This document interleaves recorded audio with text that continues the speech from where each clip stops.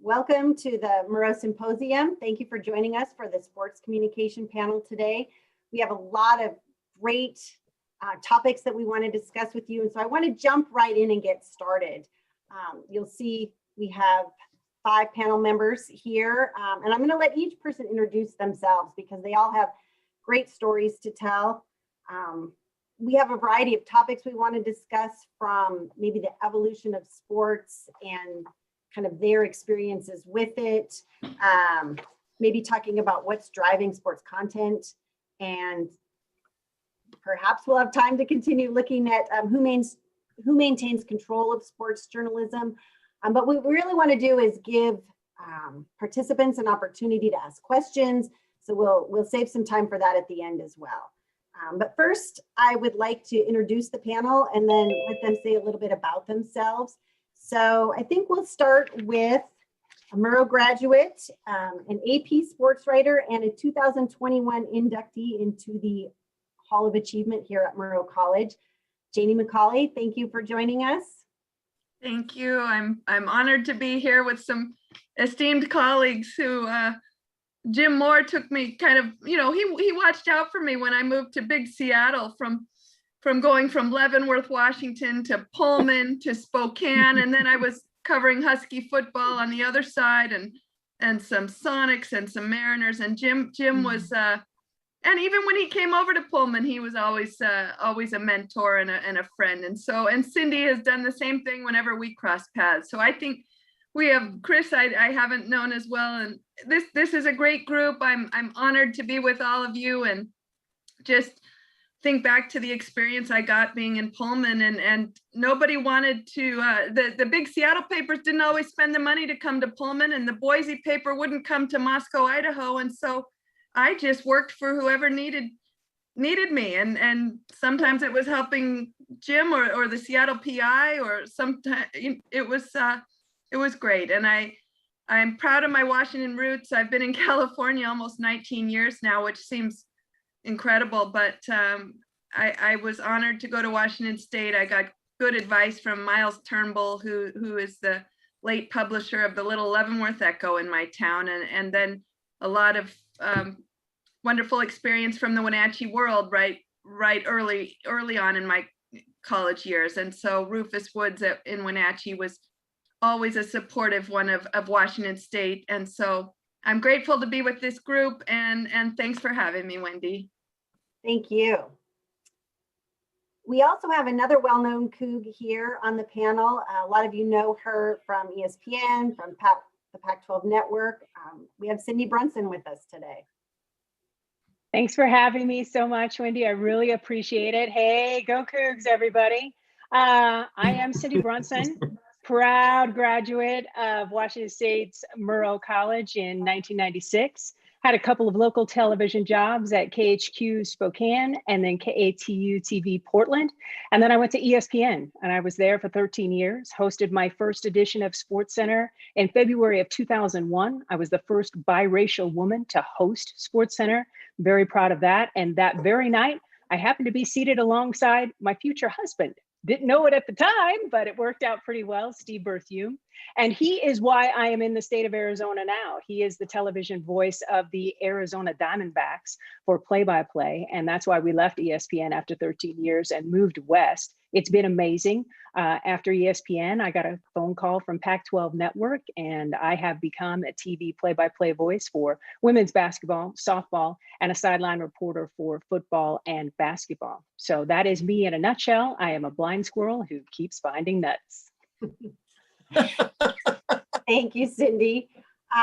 We have yet another Coug on the panel, and I'm really happy to be working with Jim Moore for the first time. He's a sports journalist. And Jim, welcome.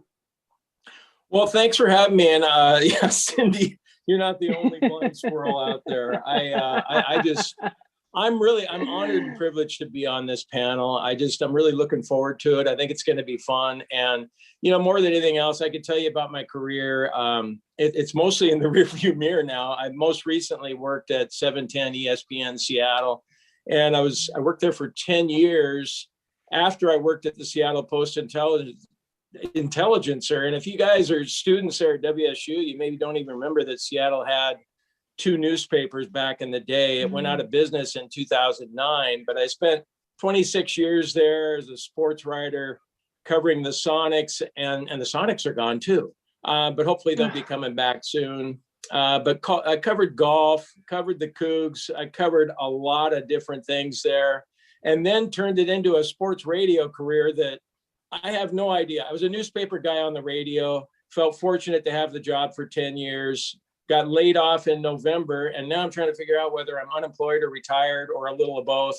But it's really cool to be here. You know, the number one thing I always tell people, like, I love dogs, I love my family, I love all of that. But right along with that, I love being a Coug. I just have always, my entire life, never regretted going to WSU, and it's everything to me. I want to help kids if I can, because I remember being in your shoes back in the day. And now that I'm at a point where my career is almost over, I want to try and help. So after we're done here, if anybody ever wants to get a hold of me, I'll give you my email address. Love helping out students if I can. I love having job shadows, because one thing about having a job shadow, it reminds you of that young, passionate Jim Moore that I used to be. And I still kind of am at times, but I want to help if I can. And I'm fired up to be here. So thanks for having me. We're glad to have you, Jim. And our last panelist is Chris Park. He works here at WSU, so he's got that strong Cougar connection as well. I had the pleasure of working on another panel with Chris last year about the clay game. So that was an exciting opportunity, and happy to be working with you again, Chris. Yeah, Wendy, thanks for having me. Super excited.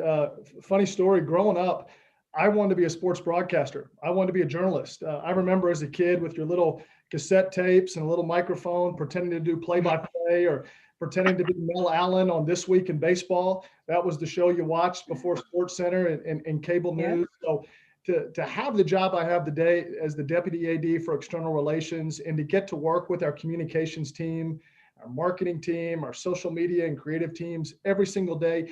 And then throughout my 20-year career, always getting to work with the media in some form or capacity, it's been a true joy. And to sit here today with this panel, I'm going to do a lot of listening. Hopefully I can give some great insight. But like Jim too, I have a passion for higher education and helping students. And if anything, the students listening that want to pursue a career in athletics, whether it's journalism, broadcasting, administration, coaching, it's the most rewarding field you can ever get into. It's the friendships, the relationships, just listening to this crew on the screen that has known each other for so many years and flashing back. That's what makes this industry so special. So excited to be here. Hopefully I can help and add some context to a really great discussion today.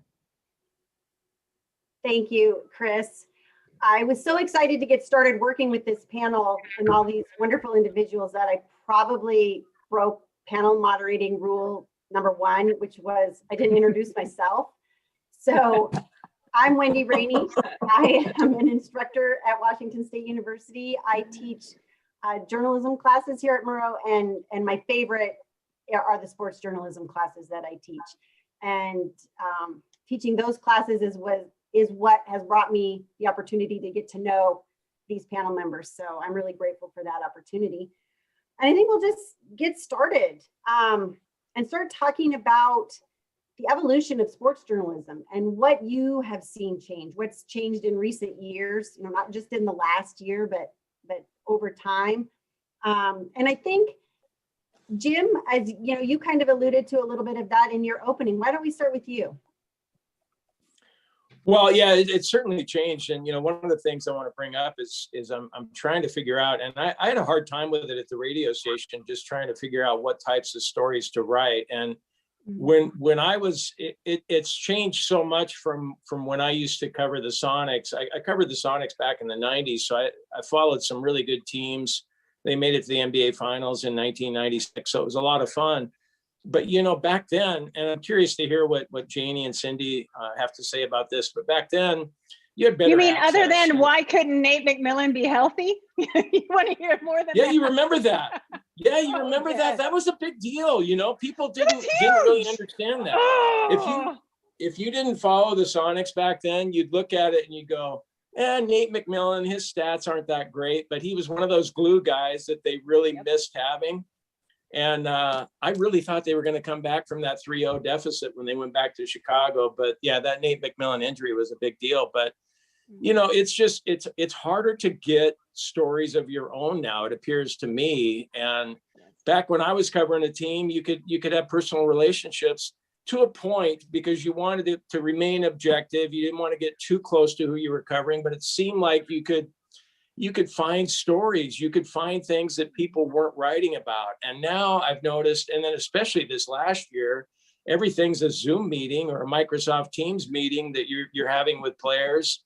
So you're writing basically what everybody else is writing. And what I would encourage students, Wendy, maybe I'm veering off and rambling here, I don't know, but just keep trying to find those stories that other people aren't writing. That's what I did. I did that my entire career. And it seemed to work for me. I just always tried to go off the beaten path a little bit. Now, the only other thing I would say, though, I would caution you on, because I was kind of a sellout at the radio station because I knew that they were keeping track of the hits and the clicks and all that crap. And I knew it was important because I was trying to keep my job. And as it turned out, I don't have my job anymore. So maybe it wasn't as important as I thought. But I started straying out to those edges where I knew if I wrote up anything about Russell Wilson, even if it was kind of a flimsy story idea, that it would get more clicks than maybe something that had more substance. And so that, you know, I don't know, I didn't feel good about that. But generally speaking, what I would tell you is if you can find stories that you can write that other people aren't writing, by all means do that. Because I'll just give a quick example, and I don't want to take too much time here, but I went to Augusta one time to cover the Masters, and Tiger Woods was up there at the podium.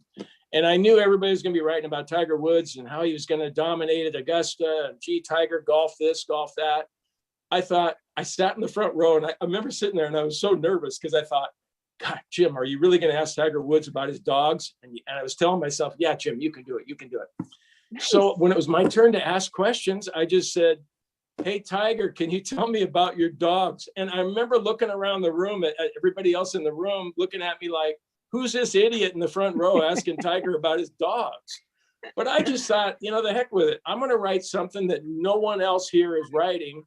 And we can all relate to dogs. And I thought people would get a kick out of finding out about Tiger Woods and what he thinks about his dogs. And I think Tiger appreciated it too. So that's just an example of something that I hope you can continue to shoot for, even though when you're talking, Wendy, when you're talking about the evolution of sports journalism, it's getting harder and harder to get access like that to be able to write those stories. Yeah, Janie, do you want to jump off from there? Because I know you and I have recently talked about that, about storytelling and maybe how some of that has changed. I do. And I've seen both Cindy and Jim do this. You know, I've seen Cindy in action at a Pac-12 men's and women's basketball media days where she's asking these people for more. When they give us a little tidbit, let's keep asking the follow-up question. Now, students, Chris Park right here is your ally. Jim and I and Cindy, we are all spread thin. We cannot get to every practice. We're not allowed right now, but Chris is there for the day-to-day. I'm going to go to Chris at the beginning of a season or midway through, and I'm going to say, Chris, would you please keep me posted on anything interesting that shows up in bowl or gym that I'm not going to see because I'm not there every day. Something you think will resonate beyond. I want to bring in the 85-year-old woman who doesn't typically read the sports page. I want to bring her in. I want to capture something. These stories aren't always easy to find, and we have to make time. And Chris, you might have one every couple months, or you might not, but at least I've said, you know, Chris, these are the stories I want to tell. Would you please keep an eye out for me and give me and I'm not asking you to do my job, but it's a teamwork thing. I learned a lot from the sports information department at Washington State when I was a young first year on the Evergreen, and they helped me. And I have a lot of gratitude to Wes Werner and Linda Keck and this Rod Commons and that whole staff during that time for helping us. It's not easy to find those stories, but let's look for them. What Jim just said about the dogs, I don't care if somebody laughs at my questions. And during Zoom, let's be honest, it's hard to make a human connection. I've had a couple fun ones in recent weeks, and it's just sometimes from asking the right follow-up questions. Stephen Curry had a tailbone injury and said he's run out of backside tailbone jokes. We can go there, but so I asked him, well, what's your best one? And he said, I'm a real asset. Clay Thompson the other day got talking about bay swimming, and so I followed up with that. Buster Posey worked his arm by throwing dirty diapers at his older set of twins this offseason. Well, Jim, do we know that a catcher's arm delivery is the same throwing dirty diapers than it is when they've got to fire a ball to second to try to make us, get catch a guy trying to steal a base? It's hard to connect on Zoom. But if we can find any kind of human element during these times, we can get back to doing these great stories we want to do when things maybe become normal again in the coming months. We're all hopeful. So I love the questions Cindy asks, and Jim, I've learned a lot from you over the decades, and very grateful. To jump off Janie's point, your sports information directors are worth their weight in gold. Christopher Kasky over at women's basketball at WSU he probably has a stroke when my number pops up on his phone, quite honestly, because I blow him up. I literally every 5 minutes, what can you tell me? What is going on? What is happening? Because I am 2,500 miles away from campus. But our connection helped get WSU ranked in the top 25 this season, because he gave me important information that I could pass on to Mel Greenberg at the AP and make sure that WSU was getting the national recognition that it needed to get into the top 25 for the first time in program history. So your sports information folks are worth their weight in gold. And they're so good at WSU. Bobby in football, I could go down the list. Those are connections that you need to make, because they know they are in it every single day. Despite all of the pandemic protocols, they are in it, and they know the stories that need to be told.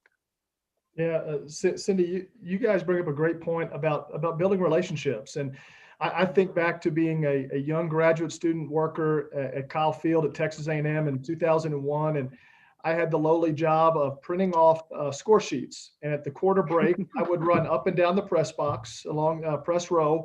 Here are the score updates, because no one had a phone or a computer to check scores throughout the game. But there are still reporters in Bryan College Station. We stay in touch. We built relationships, and they cared about me when I was 21, 22 years old getting started. I would say the same thing for young reporters. When you see me in the press box, when you see Pat Chun, when you see President Schultz, build relationships. We good people want to work with good people. They want to help people out. They'll be able to give you the guide and the road. So don't be afraid to get to know people that behind the scenes, and get to know them separate from work.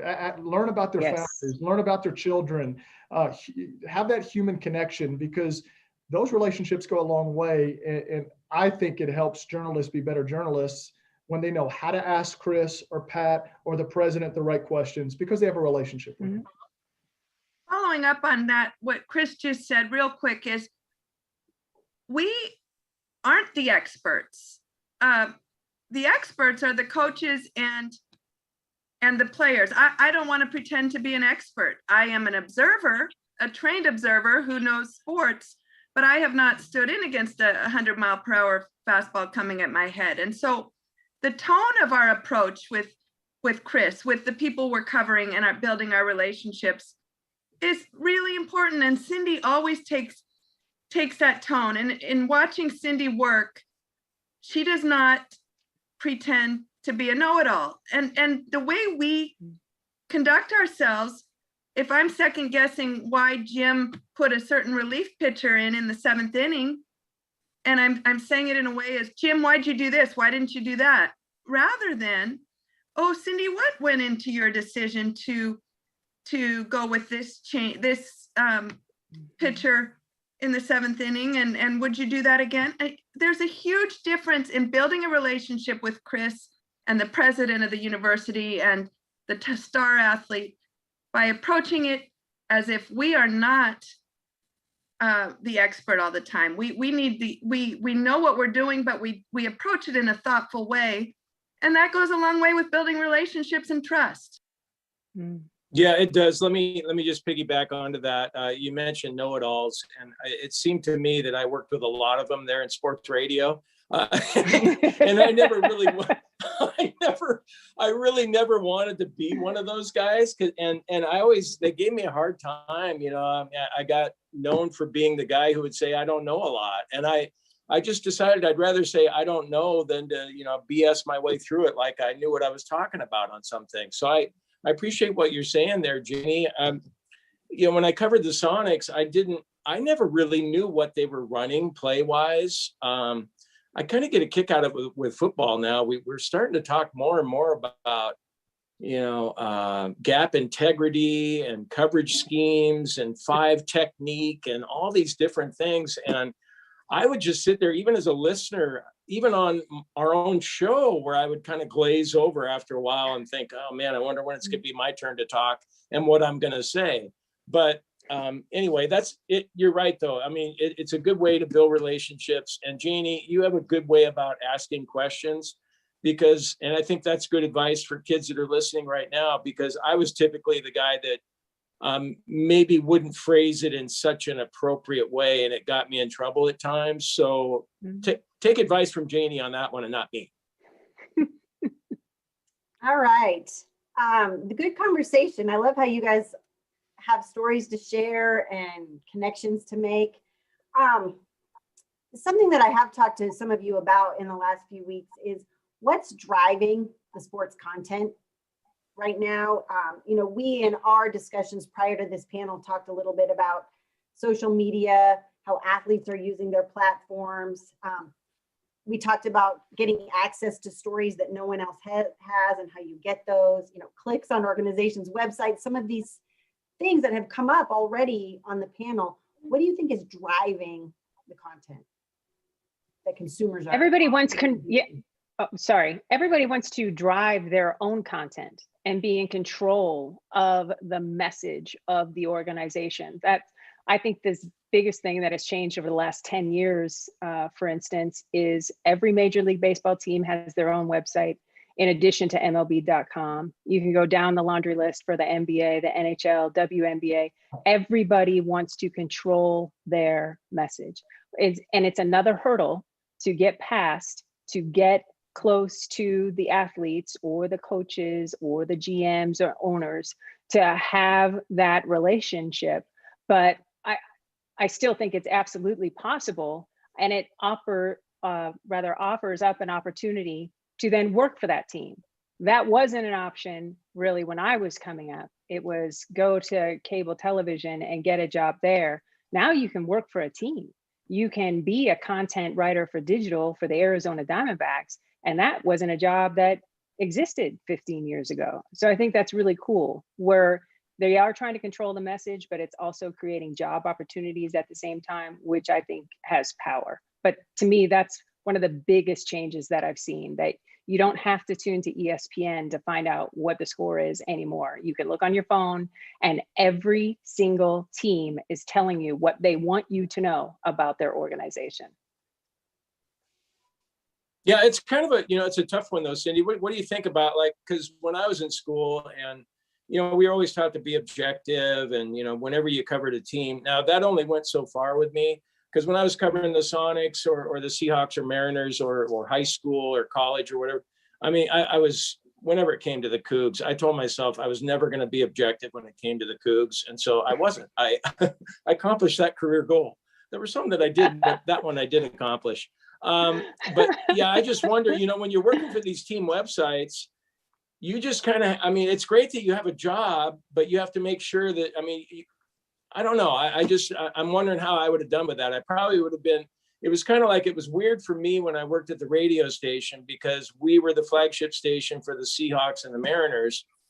And I kind of had to give up that objective sports writer part of me, understanding that I couldn't go places with the interviews that I would have if I'd been the newspaper guy that learned how to do journalism when I was at Washington State University. So it was, I don't know, it was really different. It was hard for me, honestly, because I thought, and I would go out on the fringes every once in a while because I'd be thinking about the people that are out there driving around listening to the show. And I didn't want to just throw a bunch of softball questions because I'd be bored if I was on 405 hearing this stuff. So I don't know where I'm going with this, but I think it's important. Yeah, I think it's great that there are more job opportunities out there, but you just have to realize that what you're doing when you're writing for one of these team websites is different than if you're working for an independent site. And to jump off that point, Jim, I tell you what, you have to serve the fan, no matter what you're doing. Whether you're working for a team, a school, whatever it is, you are serving the fan. Whoever is consuming the media that you are putting out, tell them something they don't know. That has to be your goal, getting out of bed every single day. Everything else will work itself out from there. Janie, I'm sorry, I didn't mean to cut you off. No, you make a great point, Cindy, and that follows up on Jim and what you said, but let's also tell them factual material. So Jim's working for a radio station. He can be a little bit more, he can editorialize. He has that right, but let's differentiate what we all do. And when I get out of bed, I would rather be third with something. You know, everything's Twitter now. Yes. Who's first? Well, Jim might break his own news that he's signing with the Cincinnati Reds tomorrow. But I still need to go to Chris, who are the Cincinnati Reds, and be sure that this is legit. I don't trust Jim for his word anymore. It's let's be right. Let's find what's following up on you, Cindy. Let's give them something they don't see on TV. Let's give them something they don't see live, or a little take one moment of a game and give it more. But let's also remember that we strive to be right and accurate. Yes. And I would rather go to Chris and say, Chris, have you signed Jim Moore to a 3-year contract worth $10 million? And Chris says, no, we're not there yet. Jim might, Jim's got a knee thing that may hold this up. And so I would rather wait and find out that Jim's knee is okay. Give it one more day with Chris to write that Jim signed this big contract. And so absolutely, Cindy, and going back to what Jim is saying, we have different medias, we still have to remember what the bottom line is. Chris, maybe you can weigh in on how you work with media, because there are times where we want information, we want it now, and it's not quite time yet. And you have to,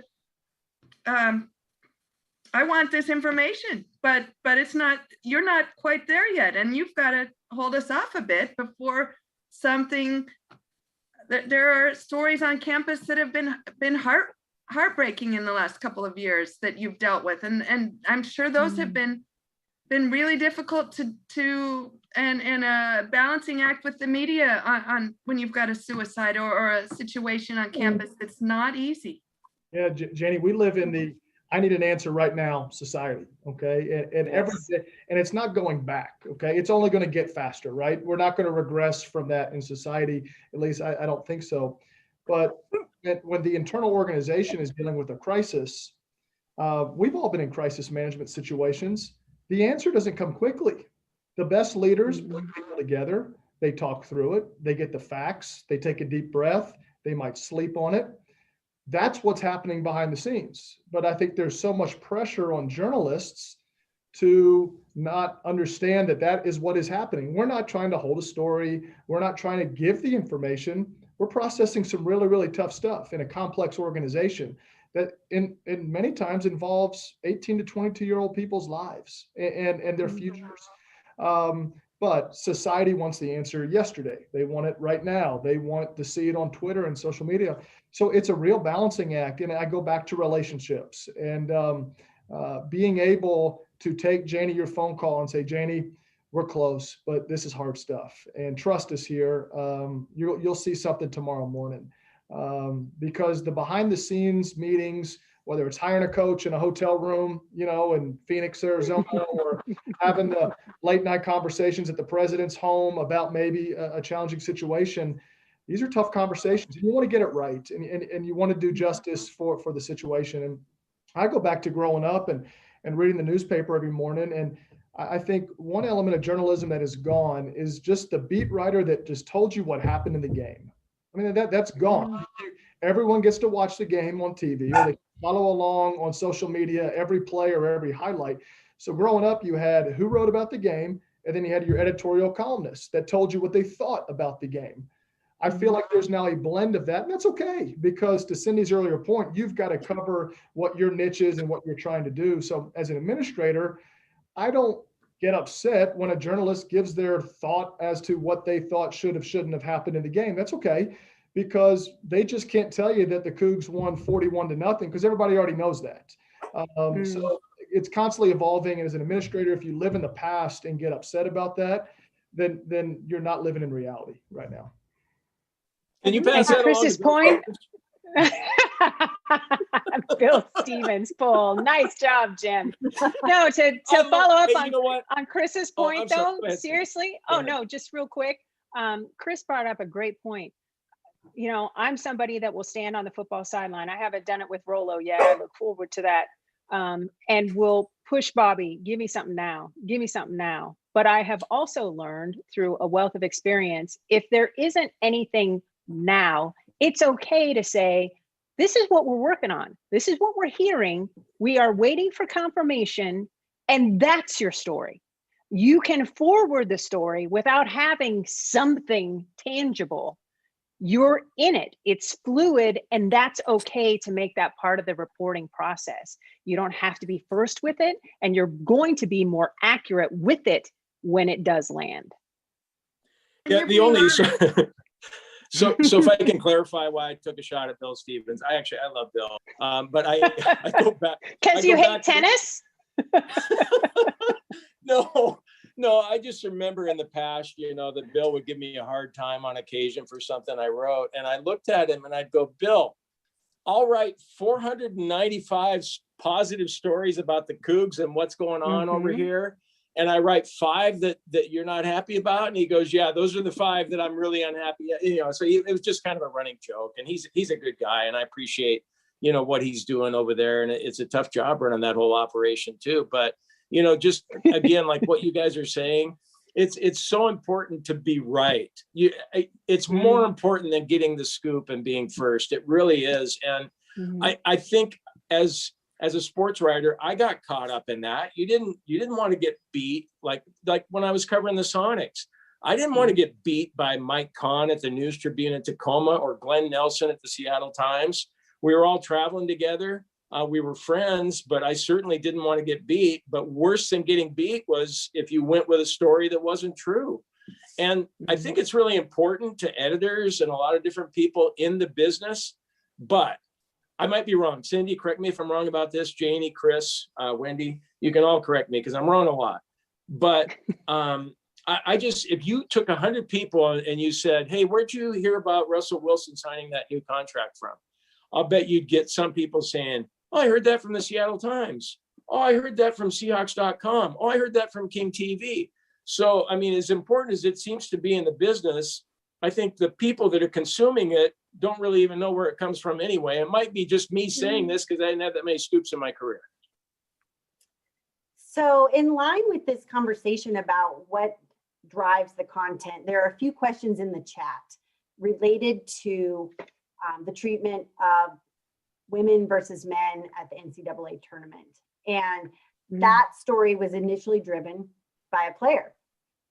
On Sedona Prince. Yeah, Sedona Prince at the University of Oregon. Yeah, there are a couple of people asking in the chat,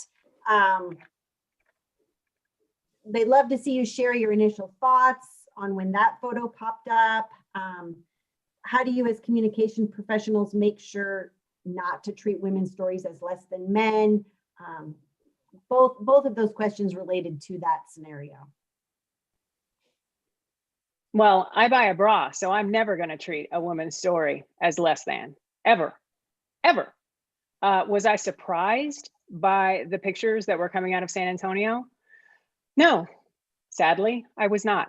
The disparity between the men's and women's tournament is not a new story. It has been going on forever.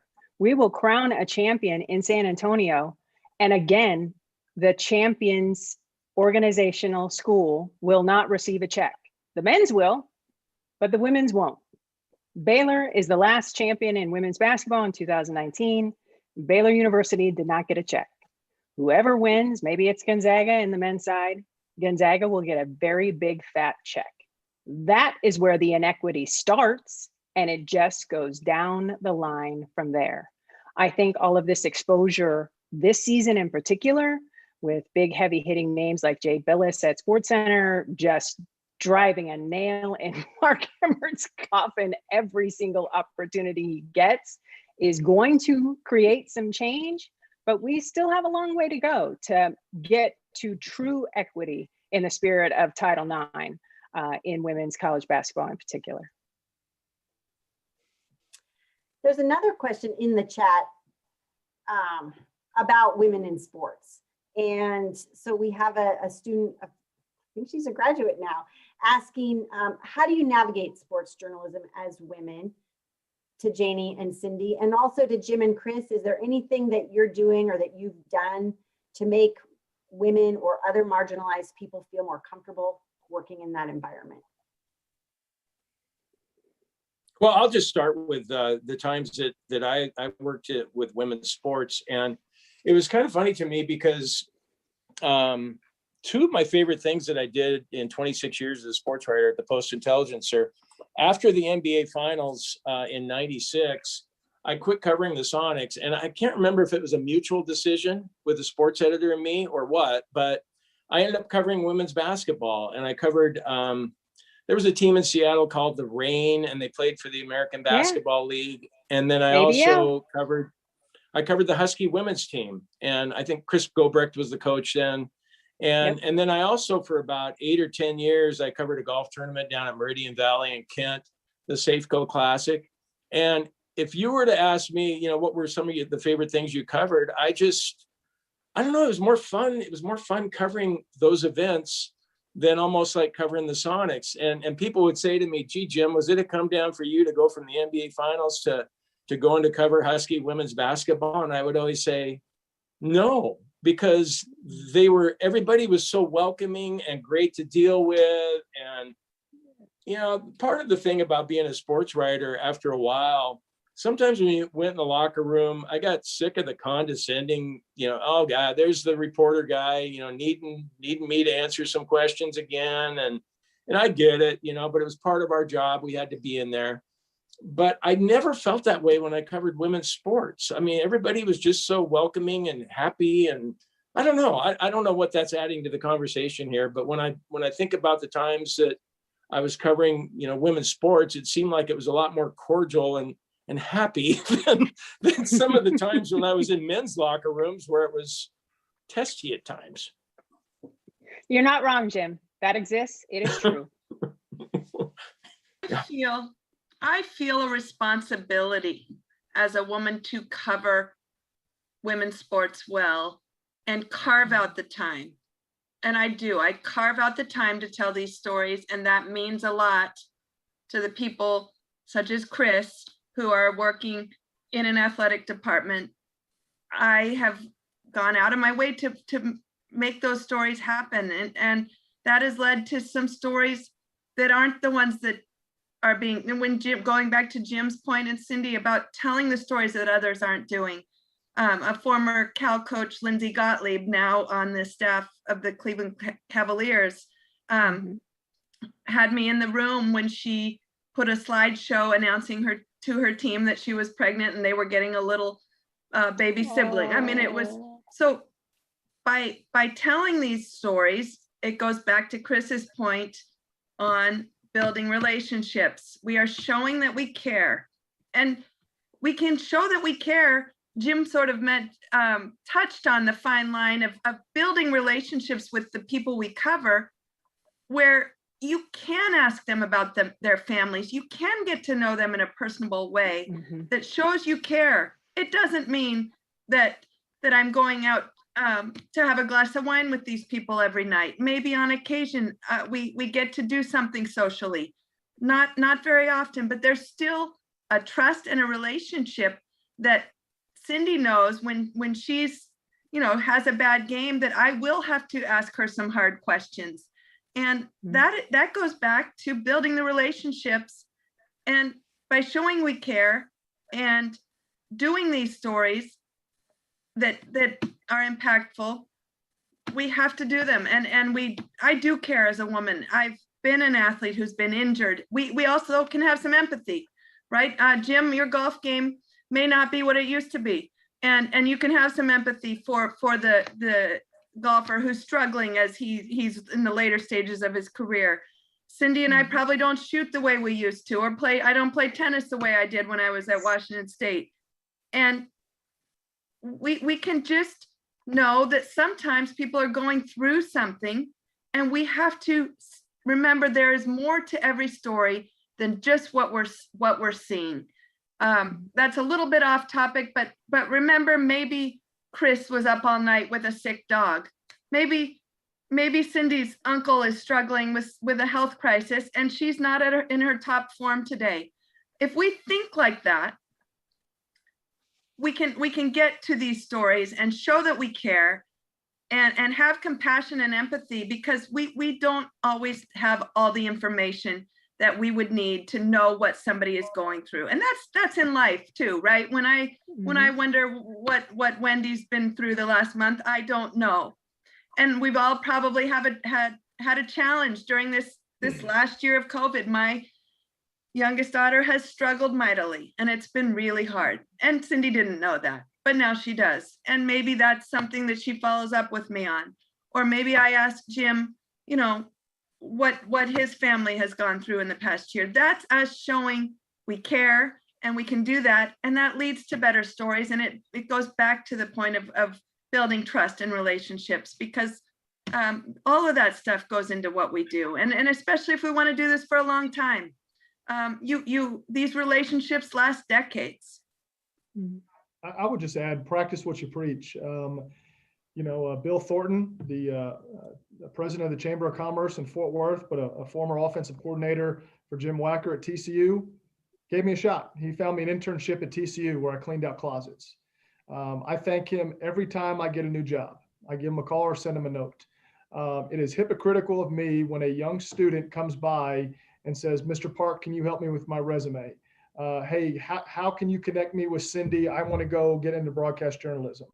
So practice what you preach as a leader. And when you get the emails, and this is the time of year I get a lot of emails, reference this, letter that.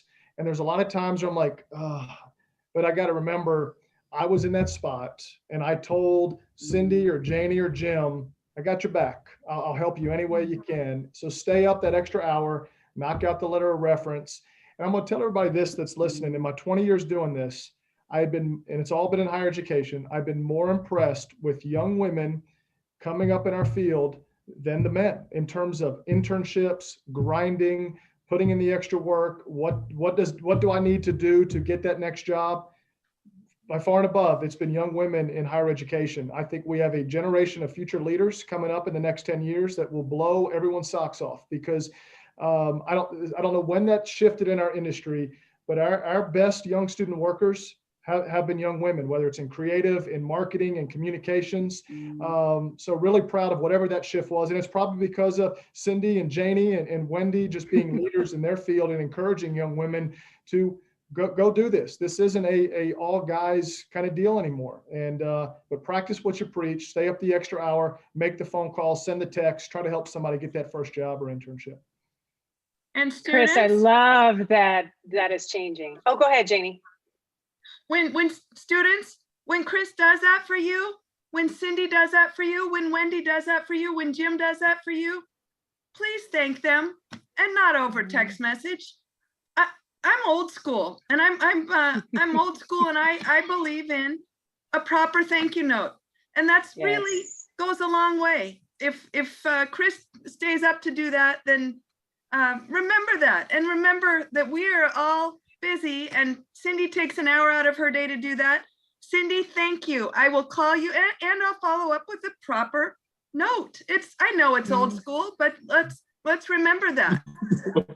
No, I just, Janie, I remember like when I got laid off, it was nice to get texts and it was nice to get emails, but it was even better to get an actual phone call. So it was, something like that. And the other thing that came to mind is that I really mean what I'm saying about wanting to help younger kids, because I know I'm 63 years old. Of course, I never feel that way. I look in the mirror and I go, yeah, okay, you're 63, Jim. I feel like I'm 35 when I'm cruising around doing my usual stuff. But I still remember being a student at WSU. And once I graduated, and how I would drive around to these different newspapers, because I thought, you know what, I'm not going to just send the resume to a sports editor in, somewhere in Oregon or whatever. I'm going to go ahead and send the resume in, and I'm going to drive to these places so that he can put a face to the resume. And the thing is, it's funny, is that I remember the guys that were nice to me, but the guys that I remembered the most were the ones who didn't have the time of day for me. And I thought, I'm not going to be that way when I get older. If somebody is younger and wants some help, and that's why I was so excited about the opportunity, because I don't even know if I'm offering any help today, but I want to try to be, because I just remember what it was like to be a student and trying to get out and find your way in the world. That's a great point, Jim. And Washington State and the foundation that you are having access to before you jump off into the real world is transformational. Just with what Chris is saying is going on in the athletic department is so encouraging, that he is recognizing a seismic shift, that it's not a boys club. So if you're a young woman in particular and you want to get involved, there is space for you. And that's so important. My connections that I made at Washington State still exist to this day, even though my favorite professor is no longer teaching. He is now the mayor of Pullman in his third term. I still send Glenn Johnson tape to look at and critique and help me. The connections that you make in Pullman will last a lifetime. Well, yeah. And Cindy, you're right, because since I've been laid off 4 months ago, who've been helping me out the most? Guys like Keith Shipman, people that are just Cougs. Cougs want to help out Cougs, whether you're just getting started or whether you're in a situation like I am. If you're a Coug, a fellow Coug, man, we want to help each other out. So a lot of the chat from about 2 minutes into this panel were questions geared towards landing that first job, landing internships. All of the students are looking to you as the experts, the professionals, the people with experience, and they're looking for tips, advice about getting that first job or landing internships. I see some people mentioning, athletics in particular, which I think they're talking about WSU athletics, but then also broadcasting, radio, television, print, all across the board. They are looking for tips to get that first job. Who wants to jump on that one? I'll jump on that one, Wendy. And it's kind of funny, because as a newspaper guy, I used to be able to tell kids, hey, just start out at a small newspaper and then work your way up to a mid-major daily, and then you get enough experience that you can parlay that into a major daily if that's what you want to do. Now, things have changed for sure. Now, the number one thing I would say is that you're in your 20s. It's a great decade to just kind of go wherever the work is. And that's the number one thing for me, because when I got out of college, after I did this little trip that I was telling you about in my Volkswagen Bug, and I didn't have any success. And I thought, well, gee, what am I going to do? I ended up getting a job in Ketchikan, Alaska. And part of the reason I went to Alaska was because they said, hey, Jim, we'll hire you. And a lot of people weren't willing to go to Alaska. After that, I went to Anchorage and spent 2 years there. And as a result of the experience I got there, I ended up getting the job in Seattle. So I would just encourage you to go, even if you're, let's say you're from Wenatchee and you want to go home and you don't really want to, venture out of the state, just do it anyway. It's just going to be temporary. Go where the job is, get the experience. You can come back to Wenatchee, you can come back to Seattle or Spokane, but go get the experience first. And it's fun too. I had so much fun in Alaska. I mean, it was cold and it was wet and it was miserable sometimes, but boy, I had a ball up there. It was a lot of fun. I think it's probably really daunting for you students right now to think about getting a job when we're right in the middle of a pandemic. I feel for you all. And going back to what Jim said, it might mean thinking outside the box on what you're going to do, where you're going to go. It might mean reaching out to Chris and saying, Chris, I really need some experience. Do you think campus information might be willing to give me a shot helping out in some way? Maybe it's going to Cindy and saying, Cindy, what ideas do you have that are outside of, it's going to take some creative thinking. And I feel for you all sincerely, because I can't imagine graduating this spring and looking for a job in this climate, but that's not to not encourage you. I'm or discourage you. I'm just saying it may take some creative thinking. It may take looking out of state, and we're not all going to, when I was in school, everybody wanted to leave the Daily Evergreen and go straight to covering the Sonics or Seahawks or pro sports. But there are a lot of good stories that aren't big time pro sports. And when I started with the AP in Seattle, the Seattle papers were in a newspaper strike, and I got teased, Jim, all the time because I would try to spot Art Teal out there in the picket lines. I would interview the guys I knew. I would find the sports guys. And then the AP said, would you stop quoting your sports buddies? I said, those are the guys I know. But we may all have to cover things that aren't on the top of our list right away. And that's good experience too. I am guessing that Jim learned things about journalism by leaving his comfort zone and going to Alaska, and Cindy going to new places across the country and back to Arizona. I'm guessing I've grown by leaving Washington and coming down to California, and I now love it here. And we've probably grown personally as well through these things. And so there are jobs out there, but we have to think outside the box right now to find them. And then it goes back to Chris's main point at the beginning about building relationships and finding ways. And I am open, and I'm not going to speak for Cindy, but I know her well enough that we all want to help. Jim has said it multiple times, but Cindy supports me from afar every day. And I want to do that for students and take Jim up on it. Wendy can connect us, and Chris, you can send students my way. Even young women who aren't doing sports but are in athletics who need to talk something over. Cindy's a great sounding board. I know that a lot of students look at, they grow up watching the Mariners, listening to games on the radio, and that is their vision of sports journalism and sports broadcasting. But there are high school football teams, and they need play-by-play, and they need sports stories written about them. And there are a number of questions here coming up in the chat in our last 5 minutes, maybe we can address, related to how do we keep those local newsrooms relevant? How do we encourage students to seek those positions, those positions that give them on the ground experience, building relationships, working in new communities?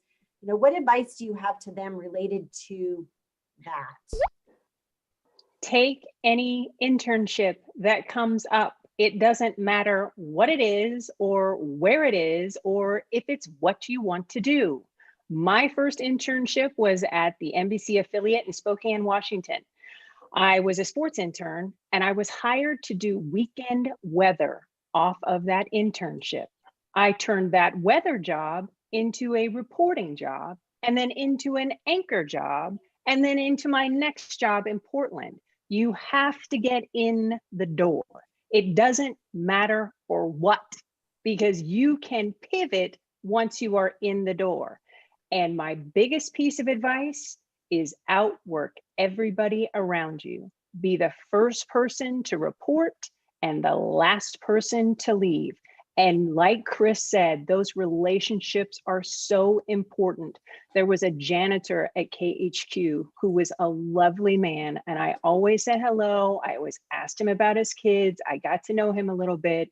We had the storm of the century in '96, and I went out to dig out my car from feet of snow, and it was already done for me by that wonderful gentleman, Ben. Make friends. Because I also found out from Ben that his daughter was struggling in school, and that turned into a news story because there wasn't adequate access for folks that had hearing disabilities at the time. So you never know where your next story is going to come from. Those relationships matter. Just get in the door. Cindy said it perfectly. I'll add on to that. Have a game plan and have a roadmap. I tell students all the time, if the job is offering a stipend that you can't live on, then you need to have a living plan. Where do your uncle and aunts live? Where do your cousins live? Where does your mom's best friend from college that has an extra bedroom? You have to have a strategy when approaching an internship, especially in our industry when there's 5,000 people wanting that job. You have to have a strategy as to how you make this happen. So have a strategy. And then number two, when you leave the internship, more than likely, now Cindy evolved within that organization, but more than likely you will leave that internship and you're probably not going to do anything earth shattering. You're probably not going to change the direction of the company or the organization. But what you can do is when you leave, you want everyone to say, man, I miss that Jim guy. He was the best summer intern we ever had. I wish he was here to help with this project. That shows you made a lasting impact. So then when that first employer calls Jim and Jim says, yeah, that Chris guy, he was on time. He did everything. We wish we still had him. That's the best reference you can give. We wish we still had him or her. So make an impact by just doing your job the best you can, but have a plan. Have a plan as to how you're going to go intern and get that first job.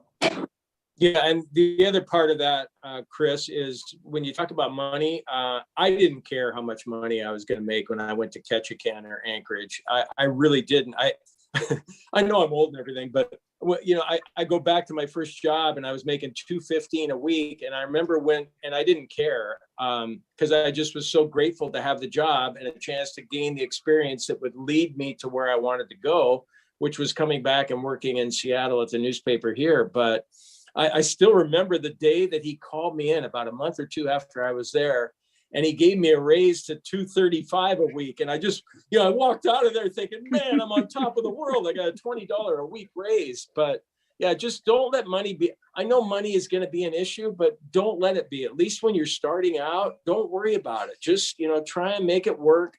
Borrow money from mom and dad if you have to. But yeah, just don't sweat that. Just get the experience and things will come together in time. There's no better way. There's no easier way to lose the quarantine or the freshman 15 than that internship. Yeah. So it looks like our hour here is just about up. It's gone by so quickly. I know that we could have a whole panel just on career advice from you guys, and it would be so valuable for all the students. We really appreciate all the time that you gave us today. Cindy, Janie, Chris, Jim, it's really a pleasure to have all of you guys here. I hope that everybody will continue attending sessions at the symposium, continue to network, ask questions, and we look forward to seeing all of you in person next year. Wendy, can I interrupt with one more thing to finish things off? We got 1 more minute. Okay.